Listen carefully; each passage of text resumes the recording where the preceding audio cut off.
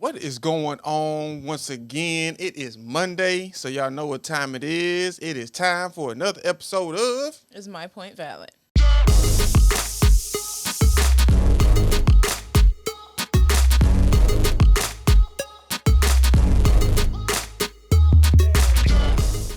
Yes, indeed. I am your host or co-host, however you want to say it, however you want to play it. I am Brandon D. And I am Camille A. Stalker. Yes, indeed, and we are the Stocker Family Values as a collective. That's who we are. Yeah. How you feel about that? Feel pretty good? I can see it on your face. All right, we're going to go ahead and get this thing crunk up, this episode, with What You Know Good. So, what you know no good, baby? Nothing? No. I don't have any new books. I haven't purchased or checked out any new books to tell y'all about. Documentaries, the only thing that I've been watching is this is Untold collection on Netflix. And those stories are interesting. These athletes, the best one I seen though was the Malice in the Palace because I never knew the whole thing, and that was I went blank. The Malice in the Palace? With Meta World Peace and Oh, you talking about what is his name? Jackson. What's his name? And then I the other know one. Jermaine O'Neal. Jermaine O'Neal, man. And Steven Jackson. Steven Jackson. Yeah. That one was good. The whole Pacer story. Yeah. That one was good. Though I actually watched the one with Caitlyn Jenner. His story, her story was interesting. Because I never knew the whole thing about the Olympics, so that's why it was. And we saw them on that movie, that TV show. Yeah, he was in Murder Bruce Jenner was in Murder, She Wrote. Yeah. So it wasn't Caitlyn. Yeah. It was differentiate it by saying at that time it was Bruce Jenner on Murder, She Wrote. Yeah, I was like, that's Bruce, because you notice how his daughters look like him. Anyhow, who else was it? The boxer lady, I can't remember her name. Hers was interesting. I can't remember her name either. But she fought Layla Ali, and I was like, why don't I know her? Like, because she got beat up. It Very was so bad. interesting. And then the guy who owned the hockey team, he was 17, and his dad owned the hockey. He was a mobster. Yeah. Yeah, he was actually a part of the mafia.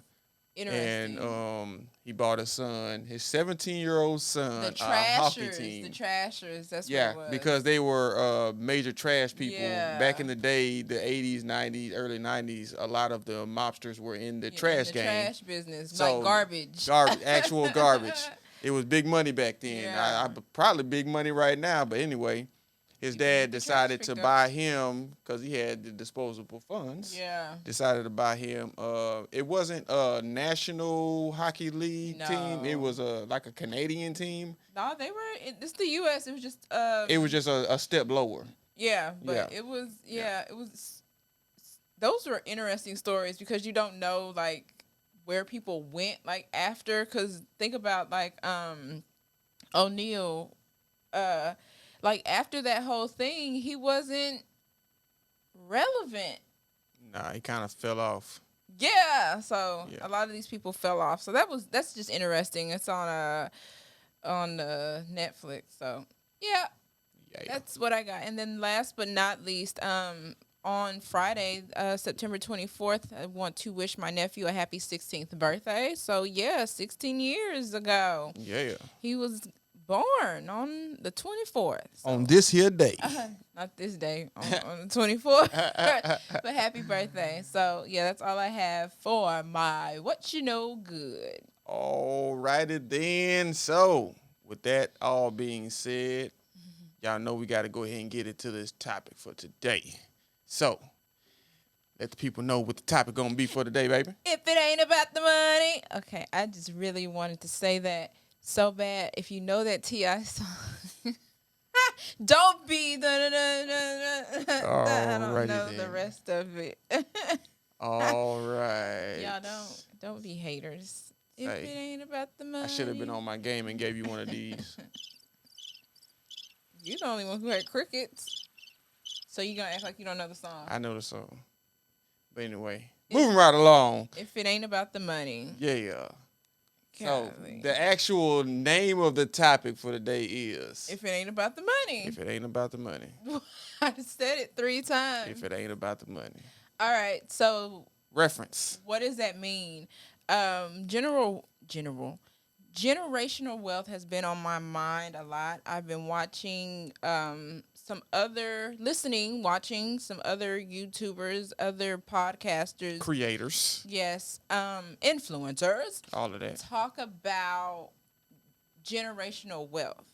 And it got my wheels a spinning, a turning on my take of it, because we hear about generational wealth, we hear about generational curses, and I just have some questions for us to answer in the terms that I think that are different than what other people are stating it is, which we know what it is. Mm-hmm. Generational wealth is wealth that is passed down from one generation to the next generation to the next generation. They say it lasts about 3 generations, but there is a way for it to continue to trickle down to further generations. But my main question is generational wealth just about money? And that's why the title is If It Ain't About the Money. Is it more than money, or is it just money? It's got to be more than money. Speaking from just my insight on things, I would think. So let me go back. I read a story about a woman who her family was wealthy, Yes.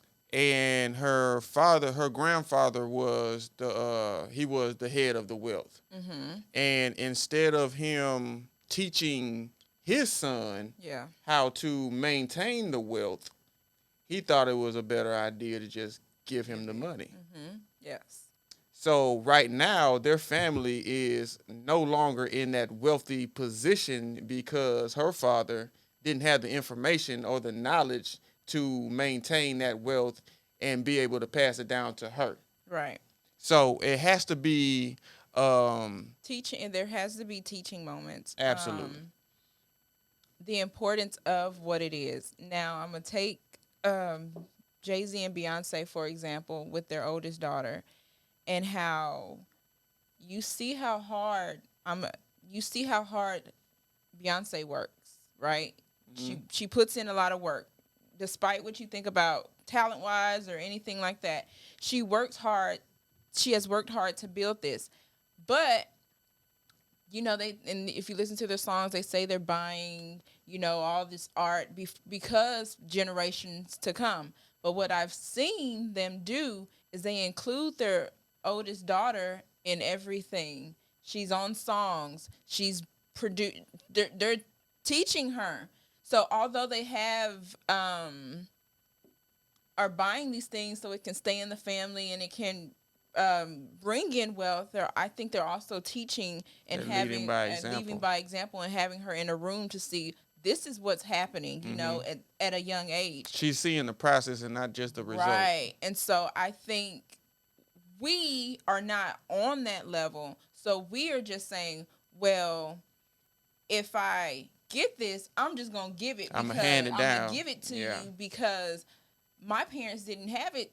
I had to work on this. And I'm going to give my children the things that I never had. Yeah. But you're not giving them the knowledge to maintain these things that you never had. Right. So it's like, you have to teach them the importance of what it is, why it's been built.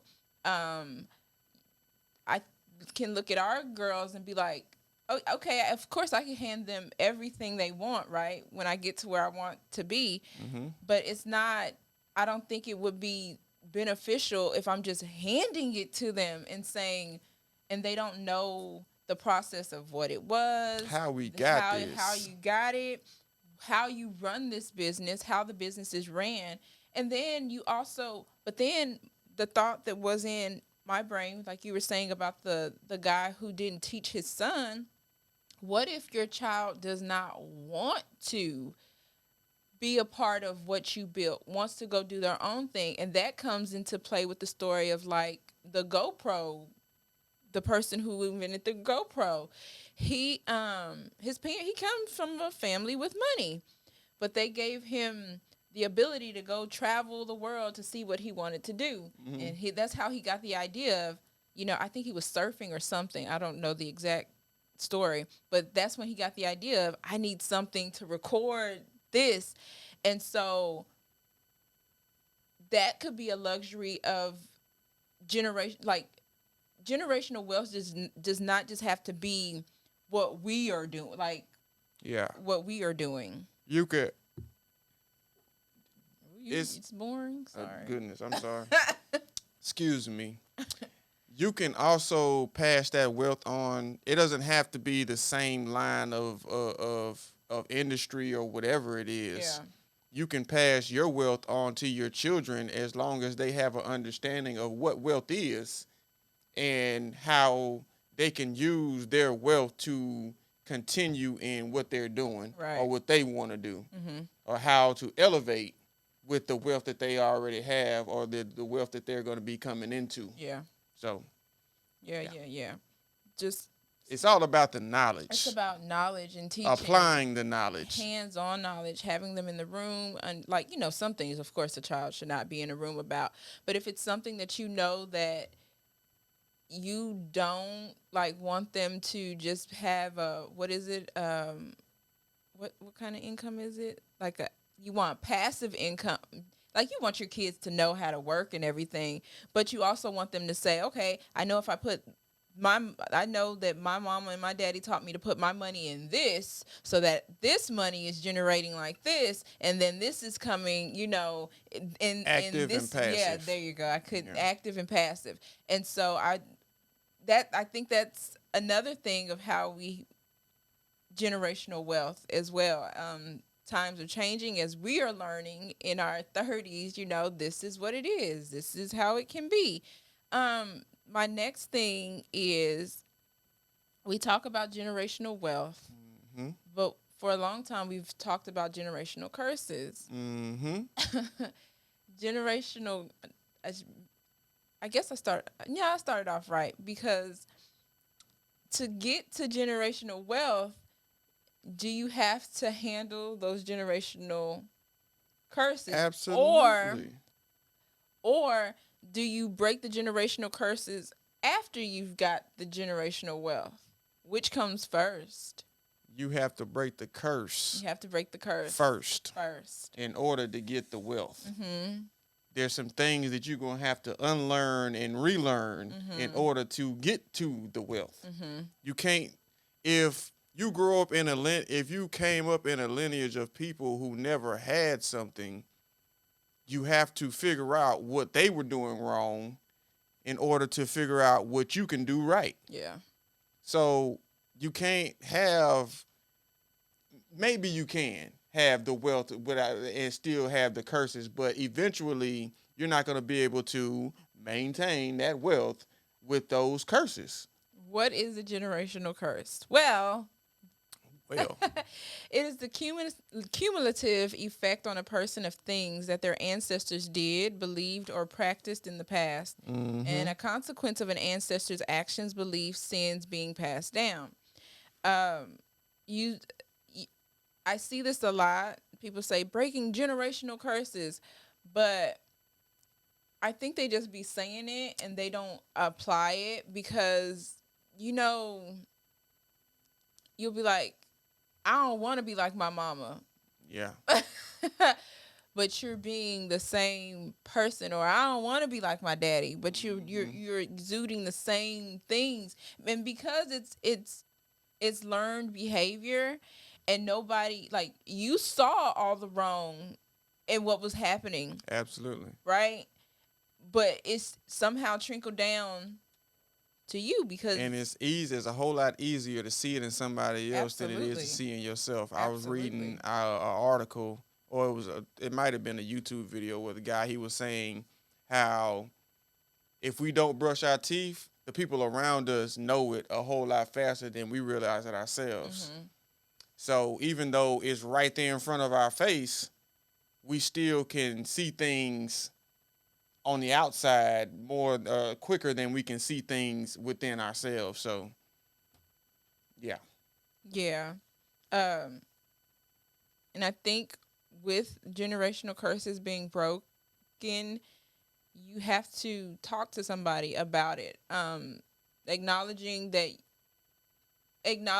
you are the problem. You can blame your parents like all day long, right? All day. But they did the best that they knew how to do. In a lot of cases, they probably did better than what their parents had Absolutely. done, you So know? they probably figured they did a great job. Right. In some sense, or saying, well, I did the best, the whole thing of I gave you food, I gave you a home, I gave you the things you needed, the necessities of what you needed. And that was my way of giving you love. Yeah. I couldn't be there for you, the way that I am here for my girls every day. A lot of parents couldn't do that. Be there. They had to generate some income to come in, and then for you to be to come into your own and say, okay. And I guess in a way it's like a learning thing. I'm not in that situation. I mean, there's things, some people have had it worse than Absolutely. I have had it. So I can't speak to that effect, but I do know that I do like the generational curses of just being a entrepreneur, really taking on and believing in myself, and not get like those types of things. But it was never anything like so terrible, where you see people like, I watched my mama struggle and I knew I wasn't going to do that. And you look at a lot of people in the industry, you look at a lot of people who are influencers, and that is the story. That's the story, and yeah. The story is, I'm not going back there. One of my favorite YouTubers, well, comedian, he's not my favorite comedian, but he's a YouTuber. That's how he grew up, and he said it was 3 adults working, and they still were not making ends meet. And it was like, and he said he lived when money was coming in, he was still living like, I don't know if I can spend that on that because I don't want to lose anything that I've got. And then he started to surround himself and he would start going to therapy and surrounding himself with people who kind of was on the same page as him, like, I don't want to lose, but they helped each other come up and say, hey. And then to see that, okay, I'm breaking what happened in the 80s, to now his sons can have way different experiences. But he's teaching them also that all of the values that need to be taught. Yeah. Not just giving them things. Yeah. Like, we gonna have a good family time, or we're gonna do that. And that is what I strive. You can also create curses. Yes. When you're trying to create generational wealth. Because you can pass on your materialistic mind. Yeah. Or your yearning for material things onto your kids based on how you give, what you give, and when you give. Yeah. I don't want to say I'm not going to say any names, but there are parents out here who will give their children, reward their children for anything, even if they don't deserve it. It's like they feel like material things are their way of showing love. Yeah, because that's probably how that generational thing, their parents probably was all like, well, if this is what you want, all right, I'm gonna get it for you. I'm gonna buy you. Yeah, I'm gonna get it for you. Instead of, speaking, we talk about affirmations a lot, speaking life into you, a hug,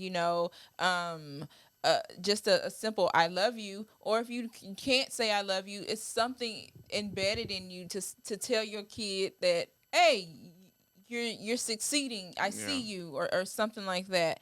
I think kind of answered that. Like, is it too much responsibility to leave for generations to come, generational wealth? Is it too much responsibility? Is it too much responsibility? Because think about it. That's money. It's stocks, investments, cars. We're talking material things now, Yeah. Is it too much responsibility? And what I mean by that is you can take this rapper, this big rapper. He was in a group, NWA. Um, his daughter needed help. She was homeless. And he was like, well, young, I can't help you. But I think the story was he had been helping her. But she didn't have anything to fall back. So that's what I'm saying. Is it that's a lot of responsibility. Sometimes you gotta know when to just take your hands off. And then also why I'm saying it's a lot of responsibility is because maybe you are coaching your child. Maybe your child is in that room with you, seeing everything you do, but they want to make bad choices anyway. That's your money. This is true.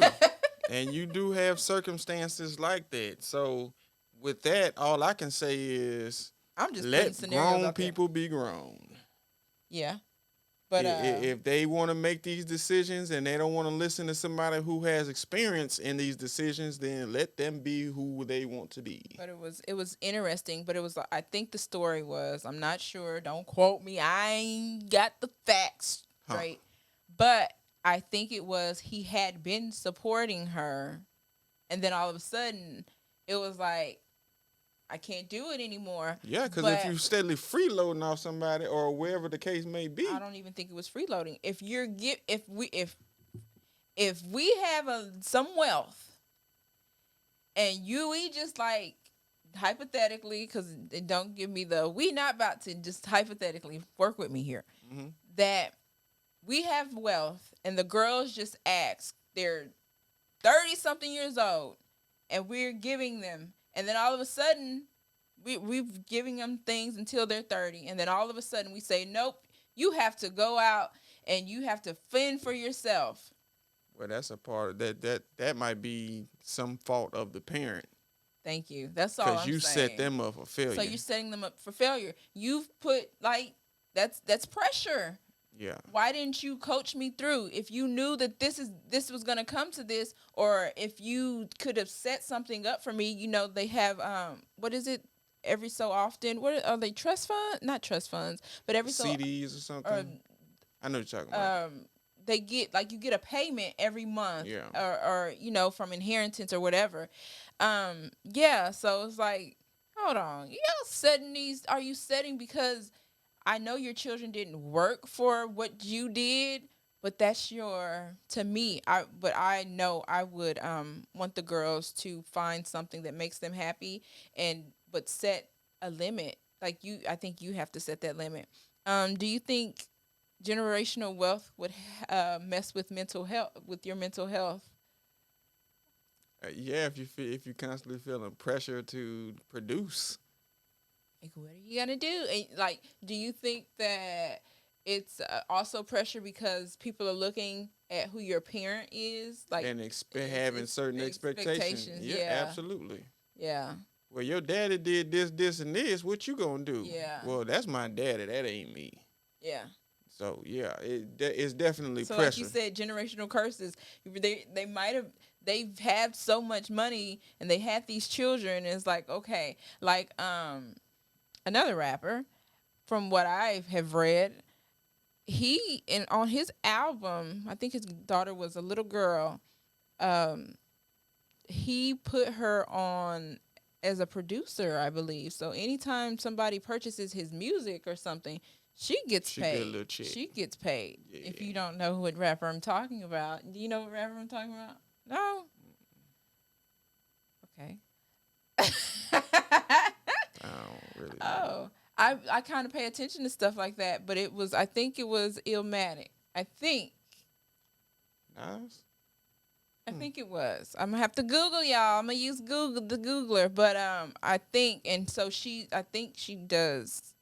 Y'all see, I'm saying I think because I'm not. She thinks. I think I've read that somewhere, but we see you set up your children not for failure. to succeed. Exactly. So Give them the knowledge they need and not just the money. And not just an easy life, because Yeah. I don't think life is easy. I mean, life It is ain't probably, even easy with money. That's what I was just about to say. It So- might be a little bit easier, but it's like, where's your peace of You mind? can buy more things, but that doesn't make it easy. Where's your peace of mind? What are you willing to change that happened in your childhood, and not like because of money or anything? What's happening up here? Your mindset. Are you angry with people? Are you easily angered? Do you get sad? Are you in a depressed state? Like, those things play factors, because no matter how much wealth, how much money is coming in, it's like your happiness is super important. And that also plays a part in breaking these generational curses. So, if it ain't about the money, It's got to be about some knowledge. Yeah. Straight books. up. We got to teach our children and I not believe just the give them children of things. future. We don't want to turn them into materialistic Let the them demons. lead the way. Yes, indeed. Boy, she going in over here.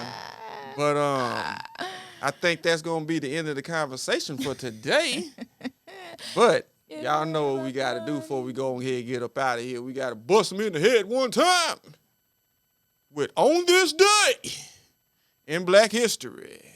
Yes, so today is Monday, September 20th. And on September 20th, 1958, legendary civil rights leader Martin Luther King, my boy MLK, was seriously injured after a woman ran up on him, stabbed him at a book signing. Ain't that something? In Harlem, New York. You know, he from the South. They was like, man, they probably felt played. But anyway, we're going to go ahead and get into the story. This story is provided by BET. Once again, BET been holding it down on this segment. So we're going to go ahead and get into it. On September 20th, 1958, legendary civil rights leader Martin Luther King Jr. was seriously injured after a woman stabbed him with a letter opener during a book signing in Harlem. She had a letter opener? Yeah, they didn't have metal detectors back then? It's 1958. Oh, okay. They wasn't patting nobody down or nothing. But King was in the store signing copies of his newly released book, Stride Towards Freedom, when Izola Curry, a 42-year-old mentally disturbed African-American woman, lunged at him with the letter opener, lodging his tip deep in King's chest, just inches above inches away from his area. How you say that? Aorta. Aorta. Yeah, all them A's and O's. But anyway, after the incident, King was rushed to the Harlem Hospital where he underwent nearly 2.5 hours of surgery. The operating doctors told King that the letter opener was placed so precariously that if he had sneezed, the blade would have fatally punctured his aorta. When asked about whether he was angry about the attack, King reportedly said, "I think the woman needs help. I'm not angry at her at all." Say, Dr. King was a very peaceful man. He did not believe in that violence, and you can see right here in this story. This is one fact about Dr. Martin Luther King Jr. that I had never heard of. Never heard of We it. always hear about, the fatal shooting of him. Yes. But I've never heard of him prior to being injured in any type of way. So that opens up your mind a little bit, and to see what else was held or not told about this. So that's interesting, because I've never ever heard this fact. Of course, you hear about him being threatened, the phone calls, the FBI tapping his phone, all of that, all of that. But I've never heard of him being stabbed. Nah, ever. So interesting. But good fact. That happened today, September the 20th in 1958. And that will conclude On This Day in Black History. Once again, we appreciate everyone who tunes in.